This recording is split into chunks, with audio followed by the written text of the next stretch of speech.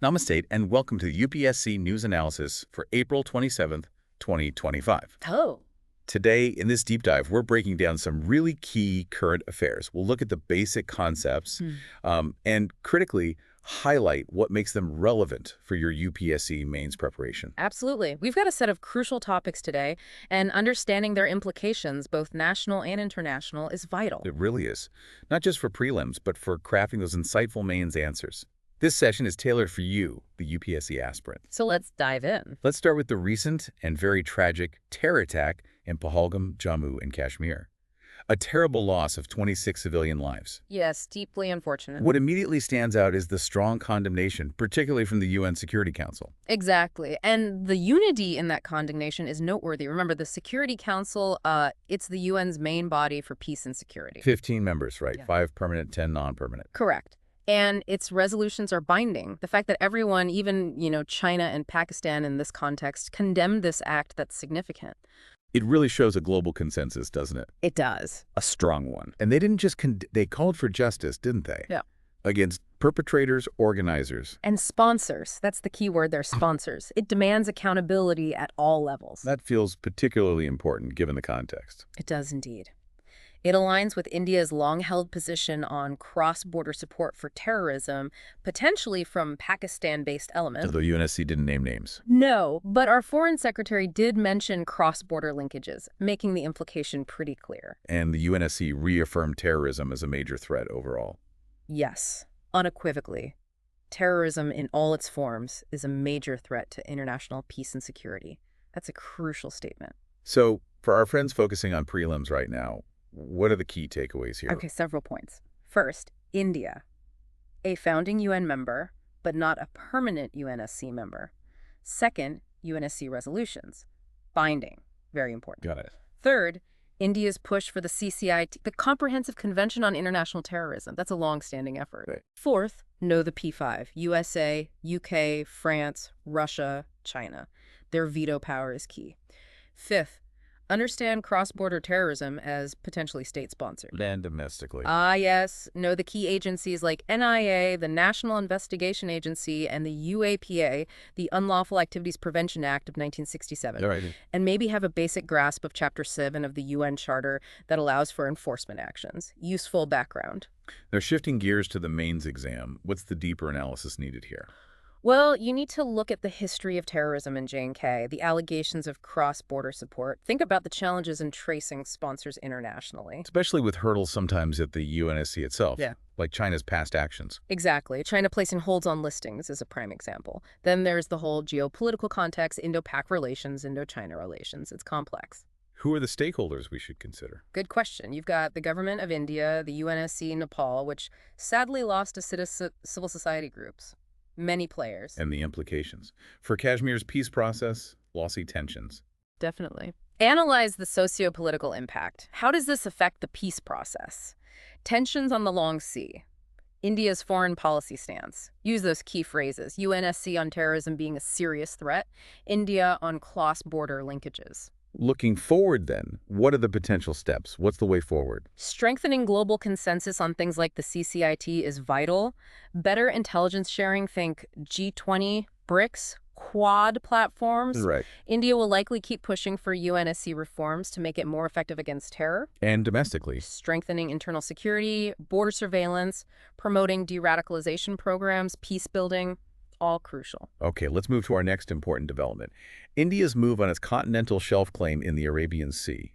This sounds quite strategic. Absolutely. It's a proactive step. India submitted additional scientific data to the UN Commission on the limits of the continental shelf, the CLCS. And this was a coordinated effort, MEA and Earth Sciences. Yes, which shows the high priority, the main implication. Yeah. Potentially gaining exclusive rights over seabed resources far beyond the 200 nautical mile EEZ. So we're talking oil, gas, minerals. Oil, natural gas, minerals, even biological wealth on the seabed.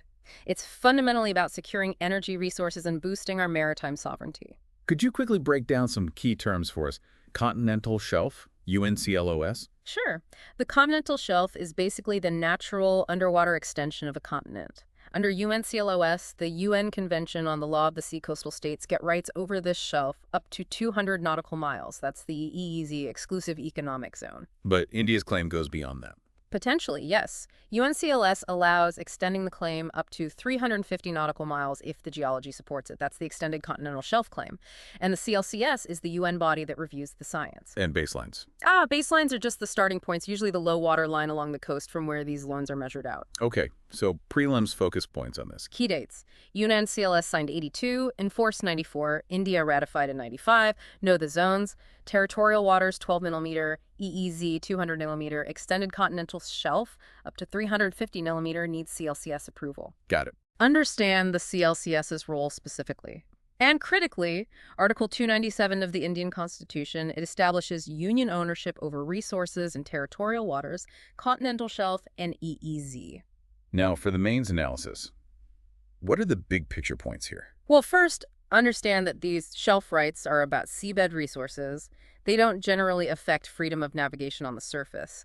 Strategically, it's huge for India's blue economy, energy security. But there must be challenges. Geopolitics in the Indian Ocean, China's presence. Definitely. Geopolitical tensions are a factor. Potential disputes with neighbors like Pakistan or Maldives over overlapping claims could arise. And crucially, ensuring sustainable resource extraction is key. Who are the stakeholders this time? Government departments, MEA, Earth Sciences, Navy, the CLCS itself, coastal communities, energy companies. It's a wide net. And the socioeconomic impact. Boost to offshore industries. Potentially, yes. Offshore oil and gas, maybe deep sea mining down the line. And it strengthens maritime security along vital sea lines of communication, the SLOCs. India's statement about augmenting resource security for economic growth really sums it up. So what are the next steps for India to actually realize this claim? First, ensuring the scientific and legal case presented to the UN is absolutely solid. It needs to withstand scrutiny. Makes sense. Then, strengthening Navy and Coast Guard surveillance in these potential new areas is essential. Promoting sustainable mining, think SDG 14 on oceans, is critical for the long term. And relations with neighbors? Yes, collaborating to resolve any overlapping claims amicably is vital for regional stability.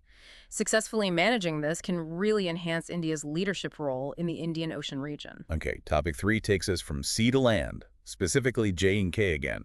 All-weather roads connecting a remote block near the Lost Sea for the first time. That sounds significant for the people there. It really is a tangible impact for the Tengtar Block residents in Kupwara, right near the line of control. Year-round connectivity, finally. Regardless of weather conditions, that's huge in that terrain. Exactly. Heavy snowfall usually cuts areas off. This achievement by the BRO, the Border Roads Organization, is commendable. It helps civilians, strengthens security logistics, and boosts the local economy and tourism potential. It feels like part of a larger strategy for border infrastructure. It certainly is, especially given the security situation. Quick definitions. Lost Sea we know, but all-weather roads, BADP. Okay. All-weather roads are just engineered to stay open despite bad weather, crucial for places with heavy snow. BADP is the Border Area Development Program focused on infrastructure near international borders. And ADP. That's the Aspirational Districts Program from Niti Aayog, aiming to fast-track development in underdeveloped districts. Got it. So prelims pointers here. Schemes and facts. Remember, BRO was set up in 1960. Its motto, Shramana Sarvam Satyam. Everything is achievable through hard work. Apt, isn't it? It really is. Know that BADP covers several border states, J&K, Ladakh, Rajasthan, Punjab, Arunachal, etc. There's also a newer Aspirational Blocks program, started in 2023. And broader schemes. Yes, link it to things like PMGSY, Pradhan Mantri Gram Sadak Yotana, the scheme for rural road connectivity nationwide. Okay, mains analysis time. What's the deeper context? Well, it highlights the historical neglect of many border areas, often due to tough geography and security risks. But there's a clear post-2019 focus now on integration and development. What are the challenges in projects like these? Must be immense. Oh, absolutely. Harsh terrain snow, landslides, constant security risks like cross-border shelling, and of course the high cost of construction and maintenance in such environments. Stakeholders, local residents, military. Yes, local residents are primary beneficiaries. The Indian Armed Forces rely heavily on this infra. Ministries of Defense and Rural Development are key players too. And the socioeconomic impact you mentioned. Big potential boost for the local economy, horticulture, handicrafts, maybe tourism. better access to basic services like education, healthcare. Critically, it can reduce feelings of alienation and promote national integration. That BRO quote about empowering people and last-mile connectivity really captures it. It does. It shows commitment to security and development going hand in hand. So what's next? How do we build on this? Maintain the momentum. Keep connecting the remaining villages near the La Sea and LAC. Crucially, link infrastructure with job creation for locals. And resilience. Yes, build disaster-resilient infrastructure. Promote civic action programs to build trust between forces and communities. And encourage community participation in maintenance that fosters ownership. All right, our next piece of news feels quite different. The restart of the Kailash Mansarovar Yatra after a 6-year gap. That's significant for many people. It is indeed. Very welcome news for pilgrims. The Yatra is expected to resume by June end 2025. It was suspended due to COVID and border tensions, right? Exactly. It holds deep reverence for Hindus, Buddhists, Jains, Bon followers. The fact that logistical hurdles are being eased through India-China talks is a positive sign, at least in this specific area. And the MEA is handling registrations. Yes, the Ministry of External Affairs will open online registration soon. They're focusing on safety, medical support, logistics, prioritizing the pilgrims' well-being. Could you briefly outline the basics, the significance, the routes? Sure. It's a pilgrimage to Mount Kailash, Lord Shiva's abode for Hindus, and Lake Mansarovar, a high-altitude freshwater lake. Both are in China's Tibet Autonomous Region, or TAR. And the routes, organized by MEA. Yes, MEA organizes it. 2 main routes, traditionally. Lipulek Pass in Uttarakhand, which involves significant trekking. Okay. And Nathula Pass in Sikkim, which is more motorable, often preferred by older pilgrims. Prelims takeaways for the Yatra. Know the religious significance for different faiths. Usual timing, June to September for better weather. Details of the 2 passes, Lipulek, trekking, Nathula, motorable. Key institutions involved. MEA is the main one. Kuman Mandal Vikas Nigam handles logistics on the Indian side for the Lipulek route. Also connected to related topics like BRO's road development near Lipulek and the broader India-China border diplomacy. Now, for the main's perspective, how should we analyze this? Look at it not just as a religious journey, but also as a form of diplomatic engagement. It reflects the complex interplay of cultural ties and geopolitical realities. What are the main challenges? India-China relations must be a big one. Absolutely. The fragile relationship post-Doklam, post-Galwan is a major factor. Then there are logistical challenges. High altitude, medical emergencies, unpredictable weather. And the whole thing depends on China cooperation and clearance. Stakeholders, pilgrims, MEA, China's foreign ministry. Yes, and the Indian Army often provides crucial support, especially for rescue and communication. And the socio-political implications, a thaw in tensions. Potentially. It's a boost for religious tourism and bilateral diplomacy. It might help soften tensions at the people-to-people level. It could also indirectly support border infrastructure development. The MEA official's quote about reviving cultural ties underscores this dual significance. Looking ahead, how can India ensure the Yatra continues smoothly? Negotiating with China for more flexibility, perhaps exploring more accessible routes like making Lipulek fully motorable could help. Enhancing medical and emergency evacuation capabilities is vital for safety. Beyond just the Yatra. Broadening people-to-people diplomacy beyond just religious tourism could foster better understanding. And developing alternative pilgrimage circuits within India, like Adi Kailash, offers more options for devotees. Okay, our penultimate topic. The SMILE scheme. Support for marginalized individuals for livelihood and enterprise. It seems its effectiveness in tackling beggary has been limited. Yes, that's a concerning assessment. 2 years after its launch in 2022, the impact seems quite limited. The numbers are stark, right? Less than 10,000 identified versus an estimate of over 4 lakh. Exactly. Less than 10,000 identified nationally against the 2011 census estimate of over 4 lakh beggars. That's a massive gap. Plus, the rehabilitation process for those identified is slow with limited mainstreaming. What are the reasons cited for this poor performance? Several factors seem to be at play. Inadequate shelter homes, lack of tailored skill training, maybe poor participation from some states, insufficient budget for the scale of the problem, and awareness gaps among the target group itself. It raises broader questions about social welfare program effectiveness for the most marginalized. It certainly does. Could you quickly break down SMILE's objectives and components? Sure. Launched by the Ministry of Social Justice and Empowerment in Feb 2022. The goal is comprehensive welfare and rehab for marginalized individuals, focusing specifically on persons engaged in begging and transgender persons. It has sub-schemes. Yes, two main ones. One for comprehensive rehabilitation of persons engaged in the act of begging, aiming for shelter, food, healthcare, skills, livelihoods. The other is mainly focused on the needs of transgender persons. And rehabilitation here means? Providing holistic support, shelter, skills, counseling to help them reintegrate into society with dignity. Vulnerable sections is the broader term for groups at high risk of exclusion. Prelims focus. Key facts about SMILE. Launch date, Feb 2022. Ministry, Social Justice and Empowerment. Aims, rehab for beggars and transgender persons. Budget, around Rs 365 crore for 5 years, up to 2025-26. Related initiatives. Know about the Transgender Persons Protection of Rights Act 2019 and Day Noem schemes for urban destitutes.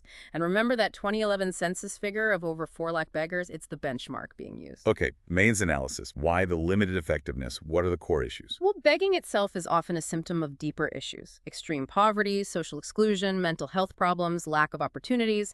Tackling it effectively means addressing these root causes. What are the specific challenges for a scheme like SMILE? Lack of reliable, up-to-date data on the beggar population makes targeting hard. Stigma against them hinders rehabilitation. Some states might be hesitant to invest resources. Plus, the legal ambiguity begging is still criminalized in some states, which clashes with a welfare approach. Stakeholders involved. Oh. Ministry, states, NGOs. Ministry of Social Justice, state governments, urban local bodies, ULBs, NGOs on the ground, social workers, all are involved. And the socioeconomic implications. Success versus failure. Successful rehab could improve urban aesthetics, public health, and restore dignity. Failure means perpetuating urban poverty and inequality. The fact that less than 10,000 were identified after 2 years really highlights structural gaps in the current approach. So how can initiatives like SMILE be made more effective? What's the way forward? Strengthening ground surveys, creating a better centralized database is a crucial first step. Shifting focus to comprehensive skill building and creating actual livelihood opportunities is key. More shelters. Yes, more well-equipped shelter homes offering integrated services, counseling, healthcare, training. Seriously considering decriminalizing begging nationwide for a more rights-based approach is important. And partnerships. Absolutely. Enhancing partnerships with experienced NGOs who have a strong ground presence can significantly improve outreach and service delivery. Our final topic today touches on democratic health. Rahul Gandhi's remarks about shrinking democratic spaces in India. Yes, this brings up fundamental questions about our political system. His recent comments raised concerns about the contraction of these spaces, calling for their revival. He mentioned specific concerns. Free speech, parliamentary debate. Right. Alleged suppression of free speech, weakening of parliamentary debate quality, and concerns about the independence of key institutions like the ECI and the judiciary. These remarks echo broader concerns voiced by others about democratic backsliding. For listeners maybe less familiar, what exactly is democratic space and the role of political opposition? Sure. Democratic space is essentially the environment, political, social, legal, where individuals and groups can express views, organize peacefully, participate in governance, and engage in political activity without fear or undue restriction. Key components. Freedom of expression, assembly, participation, protection of civil liberties. The political opposition plays a vital role in a healthy democracy by holding the government accountable, fostering public debate, and providing checks and balances. Prelims focus. Are there key indicators or reports on democracy we should know? Yes. Be aware of reports like the Democracy Index from the Economist Intelligence Unit. India was ranked 53rd in 2024, labeled a flawed democracy. Any others? The Freedom House Report 2024 classified India as partly free. Also, no key constitutional provisions underpinning democracy. Article 326, universal adult franchise. Article 14, equality before law. Article 38, DPSP for social, economic, political justice. Any official reports? Maybe a general awareness of the second ARC report on ethics and governance, which touches on strengthening democratic institutions. Okay, Main's analysis. What are the critical issues when discussing these concerns about shrinking democratic spaces? Well, the core point is the importance of democratic institutions for protecting rights, ensuring inclusive governance, and maintaining checks and balances. There are growing global concerns about executive overreach and shrinking public participation. India's situation is often viewed in this context. What specific challenges are usually cited? Use of certain laws. Yes, concerns are often raised about the use of laws like UAPA or sedition to potentially curb dissent. Also, the perceived decline in parliamentary debate quality, increased reliance on ordinances, allegations of political interference in institutions, and shrinking space for civil society, often through funding restrictions. Stakeholders here: citizens, opposition, judiciary. Citizens, political opposition, the judiciary, ECI, media, civil society, and the government itself all are key stakeholders. And the implications if democratic health weakens. It can undermine India's international image, erode trust between state and citizens, and potentially lead to social unrest or polarization. Rahul Gandhi's quote about revival being a collective duty highlights the broad societal implications. So looking ahead, what steps could address these concerns and strengthen democratic spaces? Strengthening the independence and autonomy of key institutions, ECI, CAG, is fundamental. Actively protecting freedom of expression and the right to peaceful dissent is crucial. Elections, deliberation. Ensuring fair elections through ongoing electoral reforms is vital for public trust.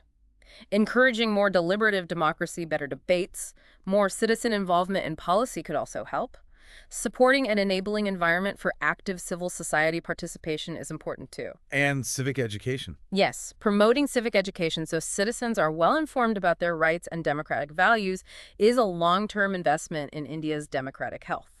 Okay, our final news item. A media advisory from the Ministry of Information and Broadcasting on live coverage of security operations. This seems aimed at operational security and safety. It does. The advisory urged TV channels to avoid live coverage of ongoing security ops, especially after recent terror attacks like Pahalgam. What's the main reasoning?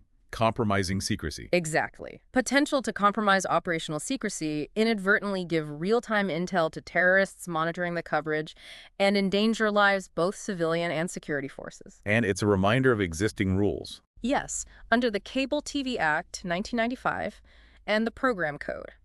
There are already norms against content that jeopardizes national security or public order. Can you briefly explain media regulation in this context, the Cable TV Act? Sure. Section 5 of the Cable TV Act is key. It says all programs must follow a program code. This code prohibits content that harms national security, public order, or incites violence. Are there self-regulatory bodies too? Yes. For non-news channels, there's the BCCC Broadcasting Content Complaint Council. For news channels, it's the NBSA News Broadcasting Standards Authority.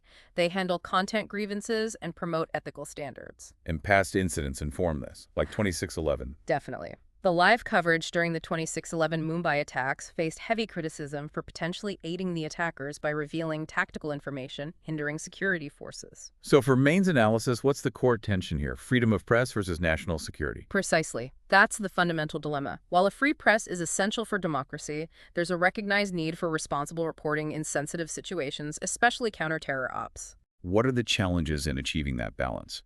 TRP pressure, lack of standards. Challenges include a lack of consistently applied standards across media houses.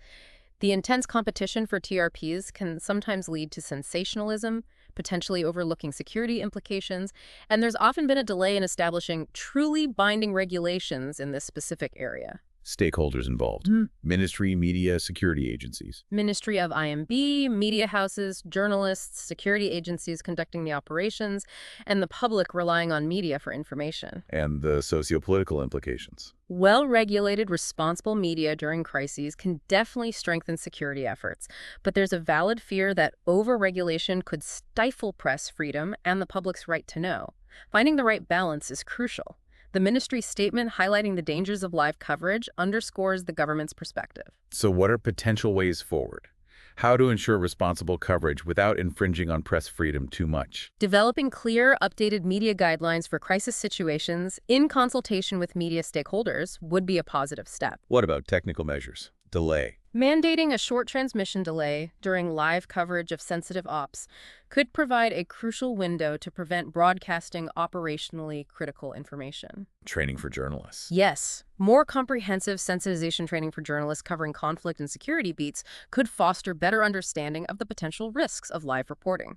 Strengthening the existing self-regulatory frameworks within the media industry with faster, more effective mechanisms to address ethical violations is also needed. A broader policy, perhaps. Ultimately, a collaborative effort involving government, media organizations, and civil society to develop a comprehensive national media policy for crisis reporting might offer a more balanced and effective long-term approach. That brings us to the end of this deep dive into key news for your UPSC preparation. We've covered critical aspects of international relations, internal security, economic policy, and the health of our democratic spaces. Remember to keep these points in mind, connect them to broader themes in your syllabus, and delve deeper using your own source materials. Subscribe for daily updates, and please do drop a comment to share your thoughts. You can download the audio or transcript for revision. Jai Hind.